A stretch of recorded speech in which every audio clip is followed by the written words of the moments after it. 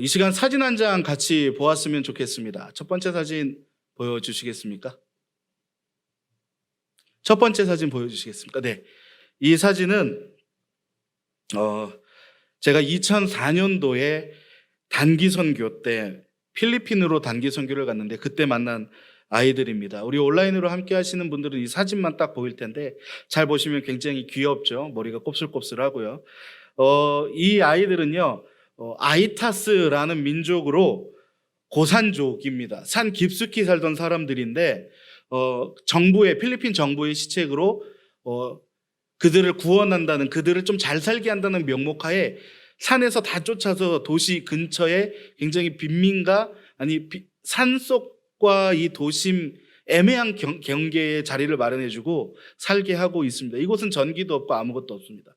그렇다고 마을로 가기에는 좀 도심으로 나가기에는 굉장히 먼 거리에 있고요. 저도 저 마을로 들어가기 전까지 물소를 타고 또 걸어서 한 4시간을 걸어서 들어갔던 기억이 있습니다. 우리 다음 사진 한 장 더 보여주시겠어요? 정말 귀여운 아이들이죠. 눈망울이 너무 초롱초롱합니다. 예, 다음 사진 하나 더 보겠습니다. 네, 이것은 우리 그 아이들, 단기선교팀이 그 아이들과 함께 여름성경학교를 진행하고 있던 모습입니다. 근데 아까 그 전 사진도 그렇고 이 사진도 그렇고 조금 자세히 보면 아이들이 조금 꼬질꼬질합니다. 좀 깨끗하지는 않아요, 사실은. 네. 그리고 이 여름성경학교 사진을 좀 가까이서 보시면 아이들의 발을 보시면 전부 다 맨발입니다. 그리고 아이들이 주로 무슨 색깔 옷을 입고 있죠?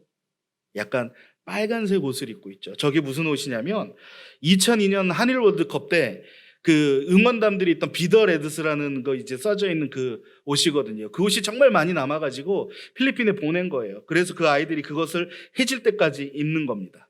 자, 이제 저곳을 선교하시는 선교사님이 우리 단기 선교팀한테 기도 제목을 주셨는데요. 뭐라고 주셨냐면 이들이 꿈을 가질 수 있게, 아이들이 학교를 다니고 어른들이 직장을 가질 수 있게, 무엇보다 학교를 다니고 직장을 가질 마음을 먹을 수 있게, 일상의 행복을 찾을 수 있게 라고 기도 제목을 부탁을 하셨습니다. 처음에는 저는 그 기도 제목을 들었을 때 그냥 저 안에서 저들끼리 행복하게 살면 되는 거 아닌가? 굳이 학교를 다니고 직장을 가져야만 행복한 건가? 너무 한국식 마인드 아닌가라는 생각을 했어요. 오히려 저들은 행복한데 우리가 보기엔 행복하지 않으니까 행복하게 해달라고 그렇게 생각하는 건 아닐까라는 생각을 해봤어요. 근데 자세히 조금 이제 알아보고 조금 더 선교사님의 이야기를 들어보니까 선교사님이 왜 그런 기도 제목을 냈냐면 그들에게는 꿈이라는 것이 없었습니다. 그냥 그렇게 아무 의미 없이 살고 있었던 거예요. 약간의 패배주의적인 마인드. 우리는 아무것도 안 돼. 어차피 안 될 거야. 그냥 이렇게 가끔 이렇게 선교사님이 갖다 주는 음식이나 먹지. 가끔 이렇게 매년 여름마다 선교팀이 찾아오는데 그들이 갖고 오는 쌀이나 먹지 뭐. 조금 없으면 뭐 굶지 뭐. 그리고 병에 걸리게 되면 그냥 그렇게 아프다가 그렇게 목숨을 잃는 사람들도 많았습니다. 무언가 희망이라는 게 그들에게 없었어요. 오죽했으면 선교사님이 그러한 기도 제목을 부탁했을까라는 생각이 들었습니다. 한 가지 재미있지만 조금 안타까운 에피소드를 말씀드릴까 합니다. 다음 사진 보여주시겠어요? 이거는 이제 저기 빨간 옷 입은 이제 우리 자매분 뒤에 있는 형제님이 접니다. 예, 지금 이제 그 아이들 그 발에 상처가 많거든요. 맨발로 다니다 보니까. 그래서 그 상처를 이제 좀 연고를 발라주는 건데 저 사진 제 모습을 조금만 더 확대해서 보도록 할게요. 다음 사진 보시면 제 허벅지에 한 친구가 손을 이렇게 갖다 대고 있는 거예요. 허벅지에다가. 저러면서 이제 그 아이타스 민족 언어로 얘기를 뭐라고 하더라고요. 그래서 그 통역을 해서 들어보니까 나도 예수님 믿으면 이렇게 많이 먹고 살찔 수 있어요? 진짜 두껍네요. 라는 이야기였어요. 제가 살을 뺄 수 없는 이유가 여기 있는 것 같습니다. 저들에게 희망을 주기 위해서. 자, 이 이야기가 의미하는 게 무엇입니까? 많이 먹고 잘 살고 싶은데 그럴 의지가 없는 거예요. 많이는 먹고 싶어요. 잘 살고 싶기는 합니다. 그런데 그럴 의지가 없다는 거예요. 자, 그렇게 선교를 마치고 선교사님이 준 기도 제목을 가지고 돌아왔습니다. 그리고 5년 뒤에 2009년도에 또다시 한번 그 아이타스 민족의 마을로 단기 선교를 갈 기회가 생겼습니다. 갔더니 놀라운 변화가 일어났더라고요. 마지막 사진 보여주시겠습니까? 자, 저 사진이 카티프난이라는 엘레멘털 스쿨, 그러니까 초등학교가 그 마을에 생긴 거예요. 초등학교가. 정부의 허가를 받고 그 마을, 저희가 예배를 드렸던 그 마을의 교회의 뒤쪽에 학교가 생겼습니다. 2004년에는요, 이 아이타스 부족 언어를 사용해서 의사소통이 전혀 안 됐거든요. 그런데 갔더니 몇몇 아이들이 저를 알아보고 또한 함께 갔었던 몇몇을 알아보고 영어로 떠듬떠듬 말을 걸기 시작하더라고요. 그리고 몇몇의 어른들이 직장을 다니기 시작했다라는 이야기를 들었습니다. 이제 사진 이제 다 꺼주셔도 됩니다. 마을의 삶의 질이 올라갔다고 합니다. 그리고 아이들이 나도 이제 직장을 가져야지, 나도 이제 더 많은 공부를 하고 싶어라는 꿈이 생겼다라고 합니다. 어떻게 보면 이 단기 선교의 자리에서 5년 만에 그러한 일들이 일어난 게 굉장히 기적 같은 일이었거든요. 참으로 감사하더라고요. 여러분, 이것만큼 이 일상의 회복과 일상의 변화가 굉장히 중요한 것입니다. 자, 오늘 본문으로 다시 돌아옵니다. 예수님께서 사마리아와 갈릴리 사이를 지나가다가 10사람의 문둥병 환자를 만나게 됩니다. 당시 문둥병이 어떤 병입니까? 마을 사람들과 함께 살 수 없는 병이었습니다. 살이 썩어져 들어가기 때문에, 그리고 썩어진 부분이 떨어져 나가기 때문에 마을 사람들하고 혐오스럽기 때문에 같이 살 수 없었어요. 저주받은 병이라 그래서 사람들에게 욕을 먹고 저주를 받고 손가락질을 받는 그런 병이었단 말이에요. 가족들을 만날 수도 없고 그저 환자들끼리 마을 밖에서, 마을 떨어진 곳에서 떨어져서 그들끼리 살 수밖에 없었던 거예요. 그러던 중에 예수님이 그리로 지나가게 된 겁니다. 그들은 예수님의 소문을 들었었나 봅니다. 사람들과 가까이 할 수 없었던 그들은 멀리서 예수님께 예수님 선생님이시여 우리에게 자비를 베푸소서라고 이야기를 하게 됩니다. 그리고 예수님이 너희의 몸을 제사장에게 가서 보여라. 당시 그 문둥병이 낫다는 증거를 받기 위해선 제사장에 가서 그 몸을 보여야 되거든요. 그리고 네 병이 나았다 하면 다시 마을로 들어갈 수 있었던 거예요. 그래서 그 길을 가는 도중에 10명 모두가 깨끗하게 치유를 받았다라고 합니다. 여러분, 예수님이 그 10명의 문둥병자를 고치셨는데 그 10명이 회복되어진 것이 과연 무엇입니까? 문둥병 맞습니다. 그것이 회복되었어요. 그리고 그런 문둥병과 함께 그들의 일상이 회복되었다라는 것입니다. 예수님을 만나기 전 이들의 일상이 어떠했습니까? 아마 패배주의적 일상이었을지도 몰라요. 왜냐하면 예수님께서 지나가실 때 바로 우리에게 자비를 베풀어 달라 그랬거든요. 그들이 정말 패배주의가 아니고 좀 긍정적인 마인드를 갖고 있었다라면 그렇게 간절하게 신속하게 외쳤을까요? 그들은 아마 굉장히 힘들어하는, 우리 이러다가 그냥 죽겠구나라는 마음을 가졌을지도 모릅니다. 그저 같은 병에 걸린 사람들끼리 모여 살다가 죽는 것, 그것이 그들의 일상이었다는 거예요. 회복을 꿈꿀 수 없었던 그들이었습니다. 그런데 예수님을 만난 뒤에는요, 어떻게 되었습니까? 그들은요, 성경에 나오진 않지만 아마 그 제사장에게 몸을 보이고 깨끗해짐을 확인한 뒤에 아마도 가족의 품으로 돌아갔을 겁니다. 사랑하는 사람들이 있는 곳으로 돌아갔을 거예요. 그리고 자신의 평범한 일상으로 돌아갔을 것입니다. 여러분, 우리의 일상도 이렇게 회복되어져야 합니다. 어떤 일상이 회복되어져야 합니까? 바로 그리스도인의 일상이 회복되어져야 합니다. 그리스도인으로서의 우리의 일상은 지금 어떠한 모습을 가지고 있습니까? 한번 바꾸어서 질문해 보겠습니다. 나는 지금 신앙생활을 어떻게 하고 있습니까? 여러분, 그리스도인의 일상은요, 예배에 기쁨이 있어야 합니다. 그리스도의 일상은요, 예배에 감격이 있어야 합니다.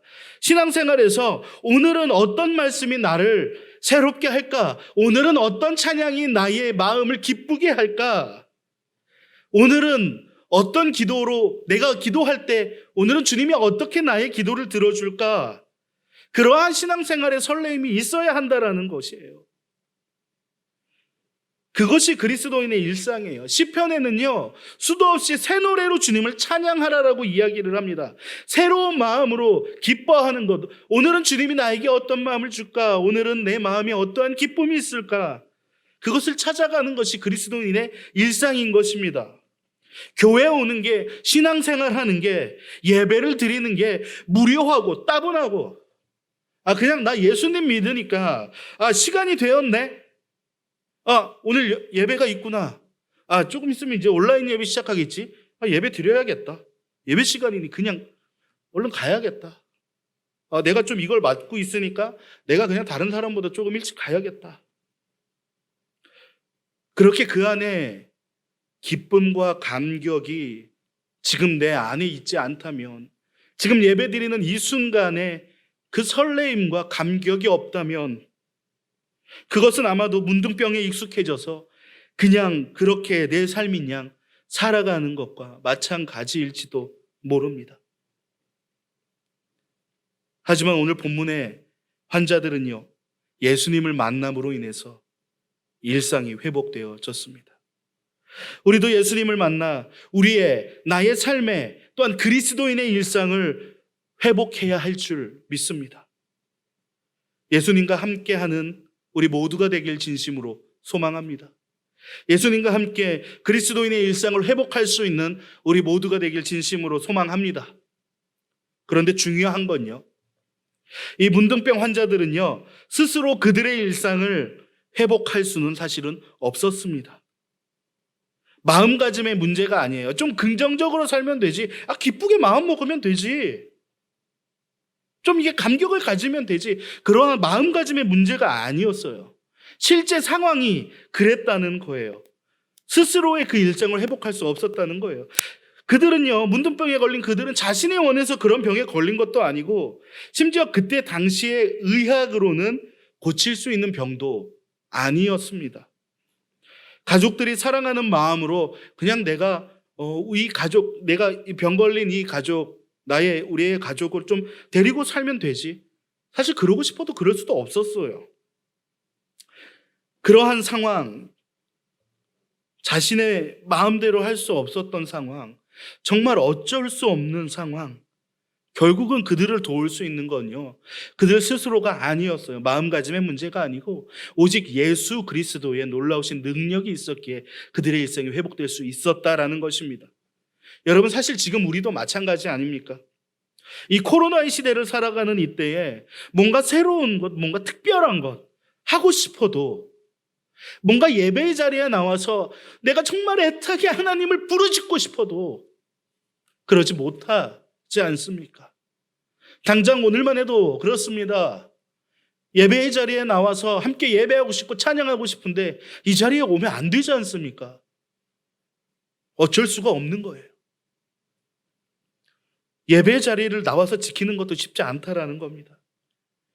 모두가 아시겠지만 저는 청소년부 담당 전도사입니다.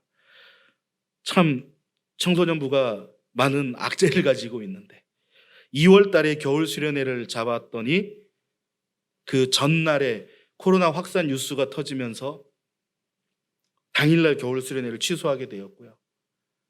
조금 이제 방역 거리를 지켜서 뭔가 조금 특별한 행사, 이 수련회를, 여름 수련회를 또한 하지 못하니 좀 특별한 말씀을 더 배워보고자 해서 조그만한 크지 않지만 작은 행사를 준비했는데, 바로 그 해야 하는 그 주에 바로 또 이러한 문제들이 생겨서 행사를 대폭 수정하고 축소할 수밖에 없었습니다. 이렇듯이요, 우리의 상황이 이 그리스도인의 일상을 지키기 힘들게 만듭니다. 우리의 힘으로 하고 싶어도 못해요. 그런데 여러분, 예수 그리스도가 도우시면 할 수 있는 줄 믿습니다. 온라인으로 예배하든 아니면 직접 여기 모이지 못해서 혹은 또 여의치 않아서 함께 예배하기가 어렵던지 간에 여러분, 예수님이 우리의 삶에 함께 하신다라면 어떤 형태로든지, 그것이 온라인이 됐든 아니면 문서가 됐든 말씀을 읽든, 예수님이 함께 하시면 그 안에 감격이 있고 기쁨이 있는 줄 믿습니다. 상황이 이렇다고 그냥 오늘 온라인 예배 드려야겠다가 아니고, 상황이 이렇다고 그냥 이 자리에 수긍하는 것이 아니고, 매 순간 예수님의 도우심을 바라면서, 하나님, 주님, 내가 비록 그 예배의 자리에 직접 가진 못하지만, 내가 이렇게 화면을 통해서 예배를 드리지만 그 안에 감격과 은혜가 있게 하여 주시옵소서. 나의 예배를, 우리의 예배를 주님께 드리는 그 예배가 기쁨과 감격이 있게 하여 주시옵소서. 그렇게 바랄 수 있고, 또한 그렇게 하기 위해 노력하고 더욱더 기도할 수 있는 우리 참된 그리스도인이 되는 그런 우리가 되길 진심으로 소망합니다. 그 첫걸음을 어떻게 떼야 합니까? 오늘 본문 13절 제가 다시 한번 읽어보겠습니다. 소리를 높여 이르되 예수 선생님이여 우리를 불쌍히 여기소서 하거늘. 어떻게 합니까? 소리 높여 이르되. 문둥병 걸린 자들이 예수님이 지나갈 때 가까이 가지는 못하니까 멀리 서서 어떻게 합니까? 예수 선생님이여 우리에게 자비를 베푸소서. 소리를 칩니다. 예수님을 소리 높여 진실한 마음으로 찾을 수 있는 우리가 되길 소망합니다. 그들이 예수님을 부른 이유가 무엇입니까? 바로 낫고자 하는 이유, 지금 이 상황을 바꾸고자 하는 그 마음이 그들에게 있었기 때문입니다. 우리도 그와 같이 우리 그리스도인의 일상을 회복할 수 있는 마음을 품기를 소망합니다. 그저 이 자리에 수긍해서 그냥 끝나는 것이 아니라, 정말 하나님, 내가 은혜 받기를 소망합니다. 그러한 마음을 가질 수 있기를 진심으로 소망합니다. 지금 상황에 안주하지 않기를 소망하고, 또한 예수님을 우리의 목소리로 진실한 마음으로 찾을 수 있기를 소망합니다. 그때 예수님은 우리에게 이야기하십니다. 너가 구원을 받았다. 여러분, 마지막으로 진정한 회복이 이루어지기 위해서는 우리는 어떻게 해야 합니까? 오늘 본문에서 총 10명이 치유를 받습니다. 근데 그 중에 몇 명이 돌아왔다고요? 단 한 명만이 예수께 감사하러 돌아옵니다. 저 멀리서부터 하나님의 영광을 큰 소리로 이야기하며 예수님께와 감사 인사를 단 한 명만이 드리게 됩니다. 그렇게 감사 인사를 드리자 거기에 예수님의 응답은 이렇습니다. 내 믿음이 너를 구원하였다. 우리와 함께 해주실, 우리의 일상을 회복해 해주실, 우리에게 어떠한 형태든 예배의 기쁨과 감격을 주실 그 주님께 늘 감사하며 살아갈 수 있는 우리가 되기를 진심으로 소망합니다. 그런 그리스도인 되기를 소망합니다. 그럴 때 우리 안에 진정한 그리스도인의 회복이 일어나게 될 줄 믿습니다. 그리스도인으로서의 그 일상이 회복되어질 때, 또한 회복되어진다면 우리는 세상에서 경험할 수 없는 놀라운 그러한 은혜의 경험을 할 수 있게 될 줄 믿습니다. 이 시간 우리의 마음을 다하여 주님께 간구하길 소망합니다. 주님, 우리를 도우시고 자비를 베푸소서.